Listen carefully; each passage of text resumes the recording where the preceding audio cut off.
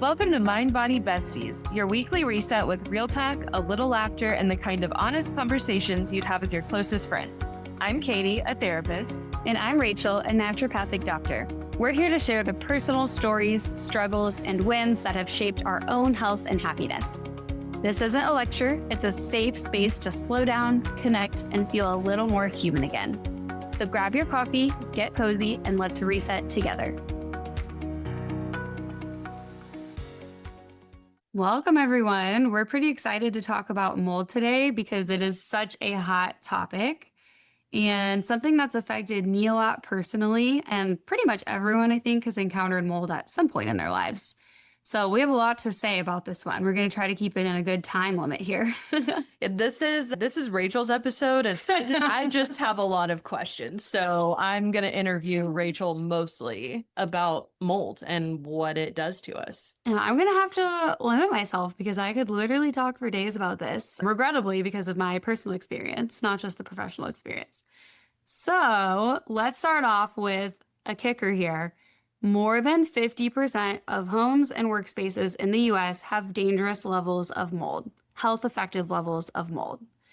And we get a lot of false reassurance because regular inspections, like when you buy a home, and conventional testing, like if a mold guy comes and tests your home, they don't actually work to detect levels of mold that are affecting your health.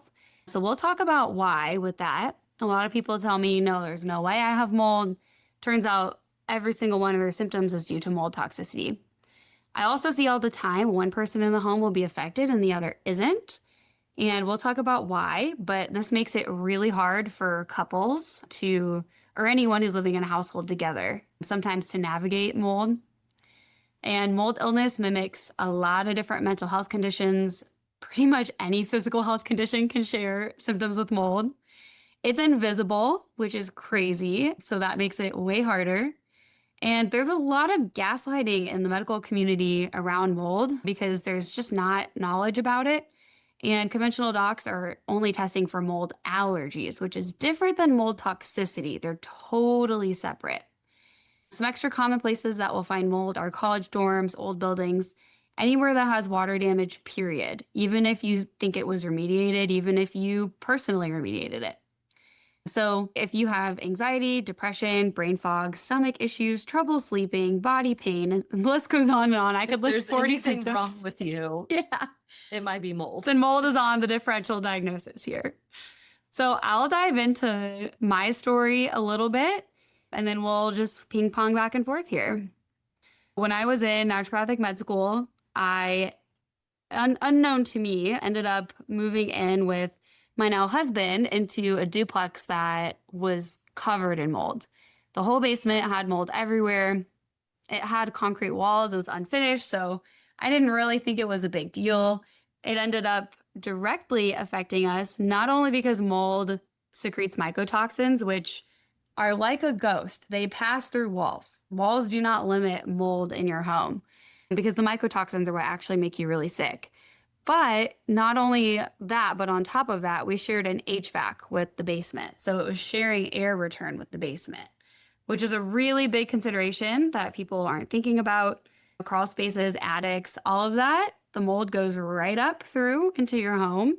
So it's been a long learning journey for me. And so just because you can't see the mold anywhere doesn't mean it's not there. Correct. And you can't see a mycotoxin. No. Okay. It's like 1/1000th the end of a strand of your hair or something insane. Okay.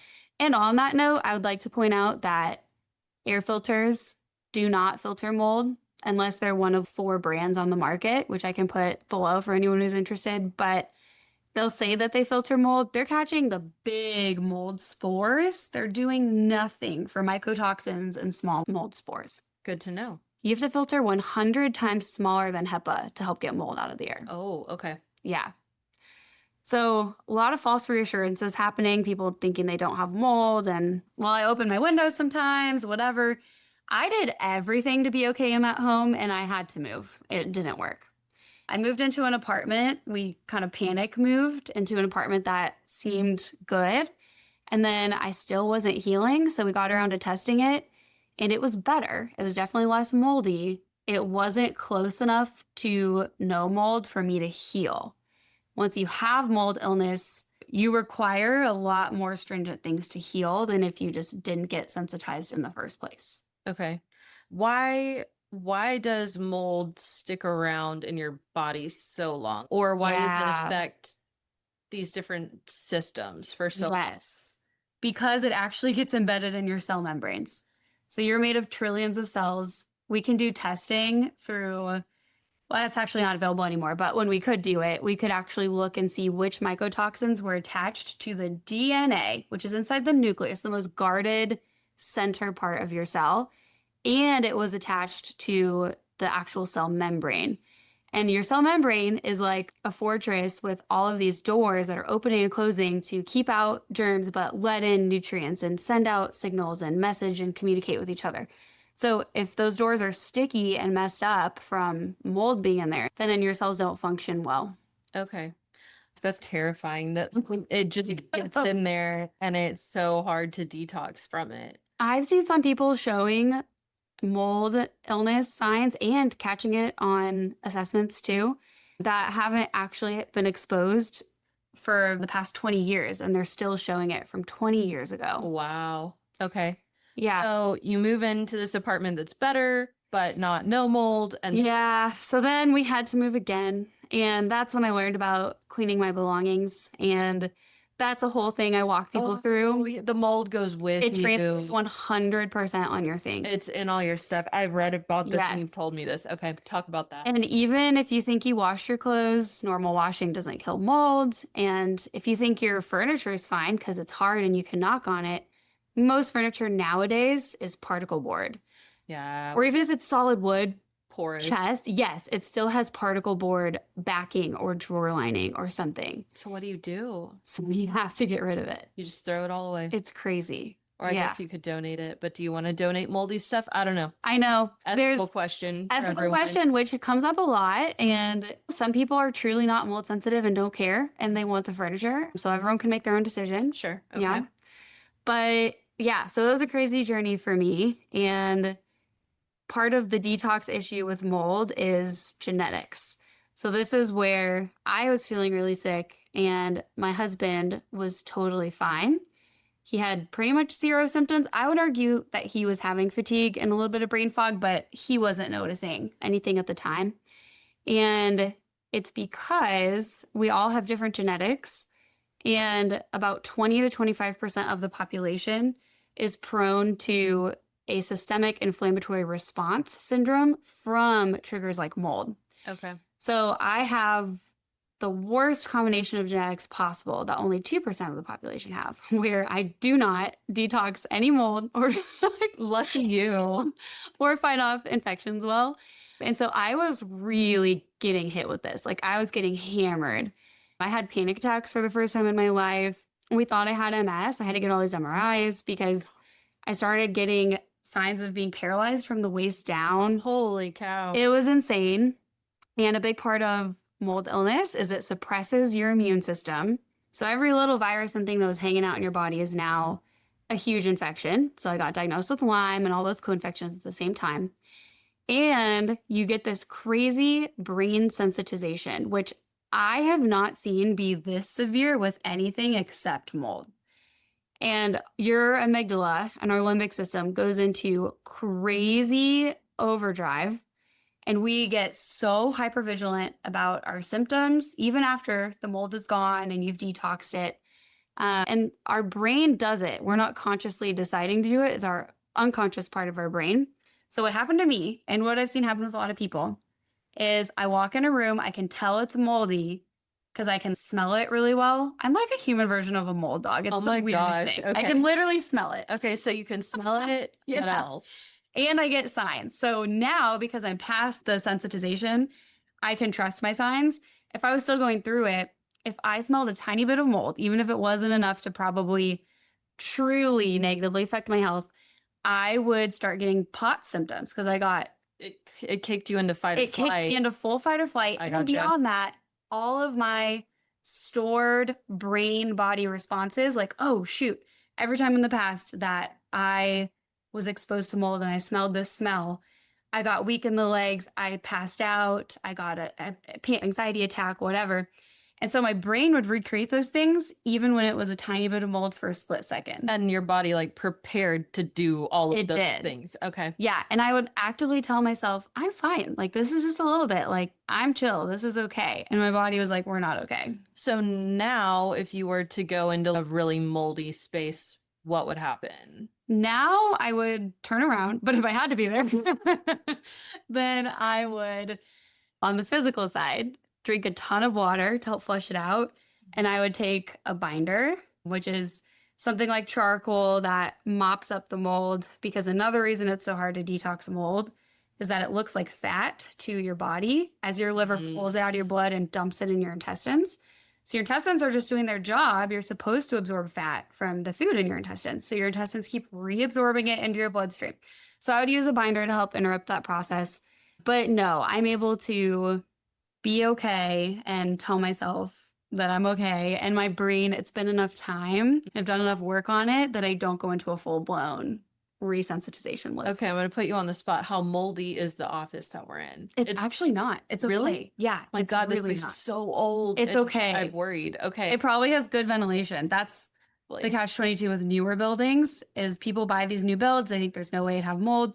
If it rained right before they sealed the house, so the lumber was wet when they sealed it, or if they got already moldy lumber because it just sits outside for months, yeah. then you close that in and this new green eco building that we do with no ventilation, and you have a mold death trap. Okay. How moldy is my house? Your house is okay. Oh my gosh. Your house is good. I'm so proud. One, maybe because we remodeled a lot of That it. helps a lot. Like Yeah. a lot of beams got taken out and brand new ones got put in, but I'm not like monitoring, like, what are you guys doing? Is this a moldy old beam? Okay, good to know. Yeah. There are other parts of my house, which we'll talk about later, you have not been in that I am highly concerned about. Oh, it can't be the worst in the world because it'd be shared in your HVAC, Okay. but it can still, yeah, I mean, distance to it matters for Okay. sure. All right. Yeah. Good to know. Yeah, I know. It's the funniest thing. Mold dogs are getting popular. There's some that'll come here to Arkansas. There's one in Texas. There's some all over now. Gosh. And they're not, I wouldn't use them as a first step because we want a good inspector who actually knows about SIRS, so an IEP type of inspector to come and look first. But I always tell my friends if they're going to buy a house or buy property, come let me walk around it first because I will save them the money. Oh my God. Okay, so let's talk about that. I know when you moved back to Arkansas, you put offers in on several houses and then Yes. had to back out because of mold. Yeah, I think we did 6 contracts total. Like we were under contract. Oh at my the time. gosh. And this was of the ones where it wasn't a crazy level of mold because I walked through probably 50 homes Wow. where I was like, no. And to be fair, if we had been looking for a new build and a higher price range, this would have been a lot easier. But we were trying to find a house that was in a lower price range and we were looking at like 80s homes. So it was a little bit more hit or miss. Because of that, I walked through so many homes and I was like, this is a nope. This is an absolute no. I can tell. And I would monitor and I would see, am I feeling dizzy? Are my POTS, heart rate, dizziness symptoms coming back? Can I smell it? And am I getting that headache I always get? Am I getting that weird tingle in my nerves and my face I always get? And so I'd be able to tell. And then of the houses that were okay, we moved forward and put in an offer, got the offer accepted, used our month inspection period to make sure that the house was truly mold free. 2 of the homes, I think we learned about a past flooding and we're like, nope, that's out. And then the other 4, we went ahead and tested with the reliable dust testing. And I finally got the one that we're in now, which was the cleanest when I walked through it. I had a really good feeling about it. Okay.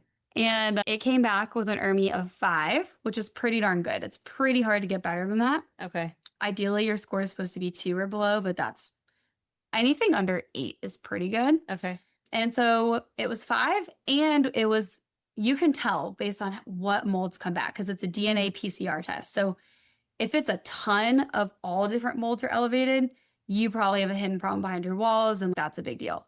If it's just 2 species that are high, it's probably a targeted under the sink leak or something. Okay. And we actually found that. So we found the leak under the sink, and then I had my trusted health informed mold inspector here who I had met. I had him come in and test for me. and he tap tested the spot under the sink. It matched what had come back elevated on the ERMI. We knew it was a match. So we Okay. knew if we pulled that out, then that we were taking care of even the elevation that would caught on the ERMI, and it would be pretty much a zero mold house. Oh my gosh. That's like buying a house is so stressful on its own. I know. Because we ended up buying a house, like I think we bought one maybe a year before you. That was so stressful. And then when you have to do all of that too, oh my gosh. And my realtor was my friend, which is great because she was so patient with me. Yeah. Yeah, I Very imagine helpful. a lot of people that don't know about this stuff are probably just, what are you talking about? The Yeah. inspector said it was fine. It's no, your inspector said it was fine. Mine did not. Yes. Mine that knows The health of stuff the did not. building is okay. It's not going to crumble tomorrow. That doesn't mean I'm going to be okay in it. You might crumble. I might crumble, my quite gosh. literally.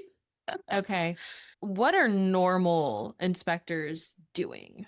Yeah, they are usually just doing air samples and visual inspection. Okay. And even when they do visual inspection, if they see a spot with past water damage, if they put a moisture meter on it and it's fine, they say, oh, that's a past water leak. That's just cosmetic because it's not actively still wet. But there could still be mold behind There could still be mold because that's mold food. We build our houses in the Right. US of pure mold food.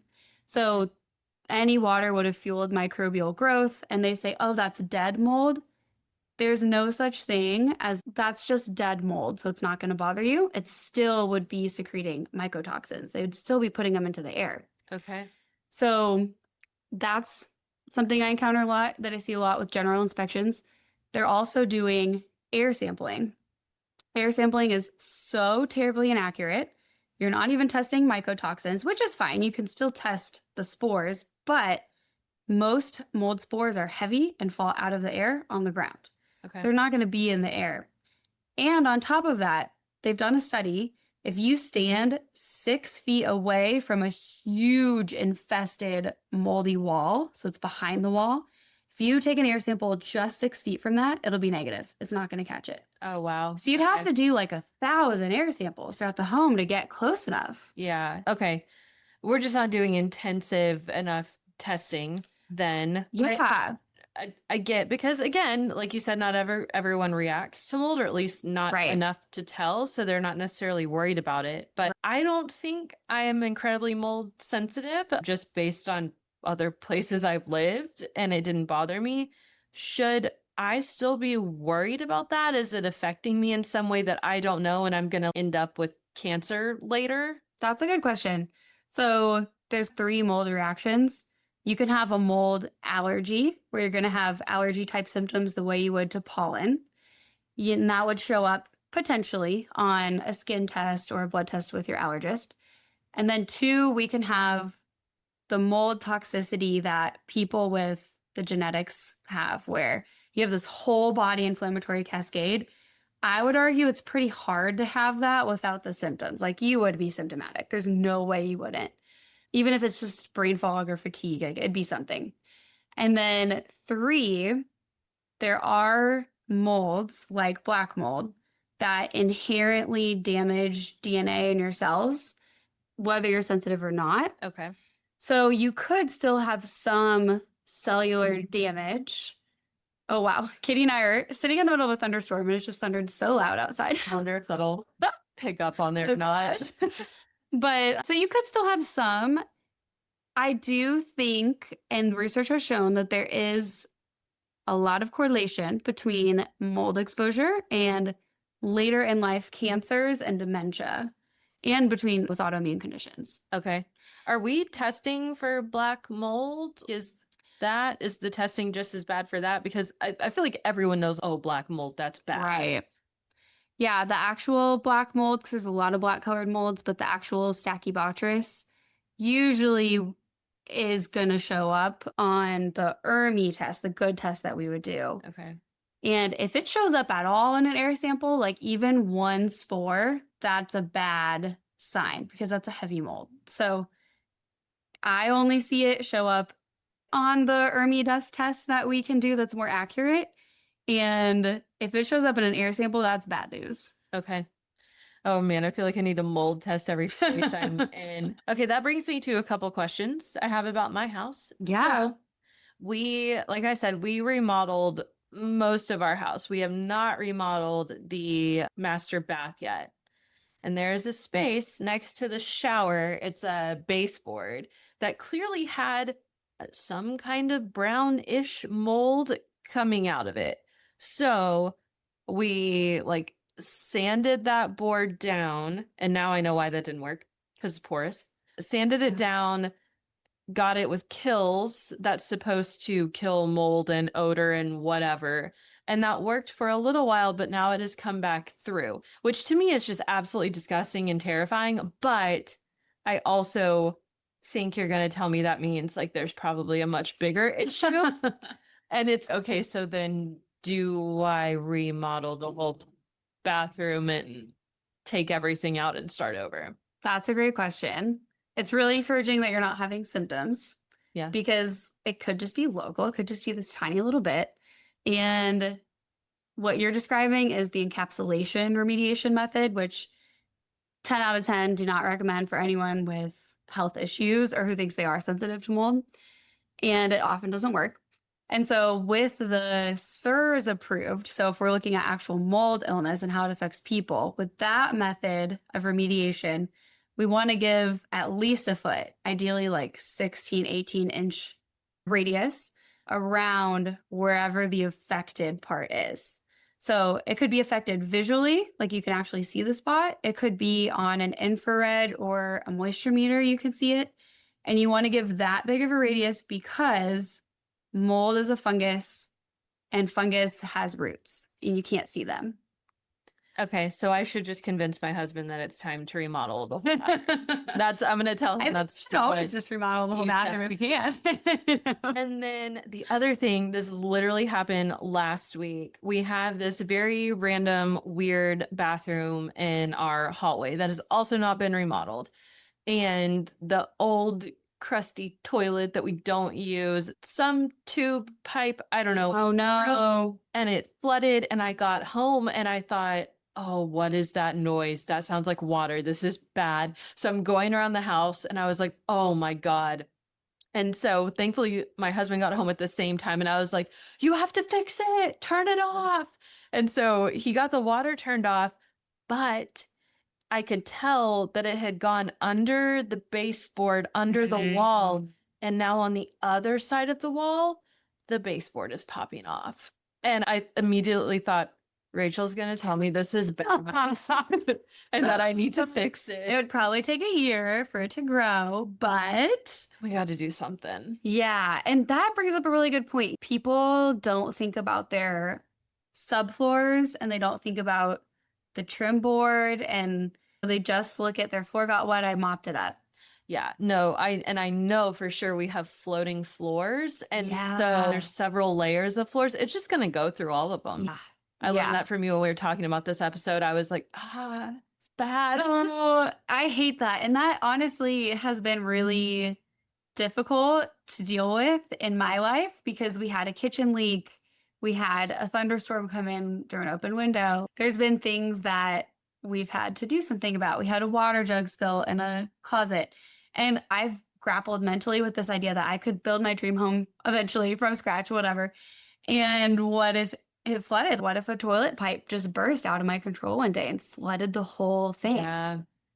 Yeah. So it's hard. And I think that leads into the PTSD side of things here, where a lot of people with mold illness end up with, whether it's officially meeting criteria of PTSD or not, it's that kind of hypervigilance that you have in your body. Yeah. So I'm curious, just from your perspective of working with people with PTSD symptoms, what kind of therapy or what can they do mentally to help balance that and find more mental peace? Yeah. So I, number one, have worked with several people with chronic long-term illness. And I think a lot of people don't realize how traumatizing that can be. And absolutely every single one of them have met criteria for PTSD because of things that have happened with their health. And quick question about that, because I see CPTSD talked about a lot too with health stuff. Do you see that coming up as well? Yeah, so CPTSD is complex PTSD. I Honestly don't remember if it's in the newest version of the DSM or not, because at first it was like, that's not real. Okay. It is real. It's very real. All that means is that you've had chronic traumatic experiences over a lifetime and they've compounded. The micro trauma is adding up. Yes. And so I don't know why we would be saying that's not a real thing. I think most therapists out there agree it is a thing. If we're treating PTSD, and from what you're saying, there's a lot of hypervigilance, which is a symptom of PTSD. But I think what makes that different is that that's throwing you into fight or flight and upregulating your nervous system over and over. It's the same thing as with OCD. When your amygdala is, I don't have all the correct terms. I say your amygdala is firing off because of perceived danger and not real danger. And it doesn't know the difference. So anytime there's perceived danger, you might have a panic attack. You might start experiencing physical symptoms. So we have to treat that as it is a very real danger to your amygdala. So how are we gonna fix that or treat that? And I think somatic therapies like somatic experiencing can really help, because that teaches you to really focus in on, okay, I'm feeling anxiety, but where? Am I feeling it in my chest? Am I feeling it in my head and I'm dizzy? Am I feeling it in my stomach and I'm getting nauseous? And to learn to sit with that uncomfortable feeling, sit in the discomfort, and learn how to downregulate your nervous system while you're doing that. So somatic therapies can do that. EMDR and brain spotting can also do that. That helped me with my mold stuff. Yeah. So both of them essentially are rewiring your amygdala. So everything that you're doing is teaching your amygdala that when there is only perceived danger, that doesn't mean it's real and you don't have to freak out. But it takes a long time. You're creating a new neural pathway when you do that. And it takes a lot of repetition to create that new neural pathway. And so your body knows it's safe. So those are the primary kinds of therapies that I would use. I love that. The new neural pathway, I like to think about every time I go to the fridge, I'm right-handed, so I open it with my right hand. And how much practice and mental effort would it take to get me to the point where I would automatically open it without thinking with my left hand? Yeah. That's a really good rewiring it. Yeah. And I love that you brought up the real threat versus a perceived threat, because with mold, I see a lot of people doing nervous system regulation and doing special nervous system regulation practices where they tell their body, I'm safe. You can calm down now. The threat's gone. We're going to go back into this safety mode. And I just want to throw out there that doesn't work for everyone to do that at the beginning, because mold is a very real threat. It's still there. And so if you haven't gotten the mold out of your cells and it's still there and your body is still sounding the fire alarm to the mold being present, then you're kind of gaslighting yourself saying, it's fine. Everything's fine. Just calm down.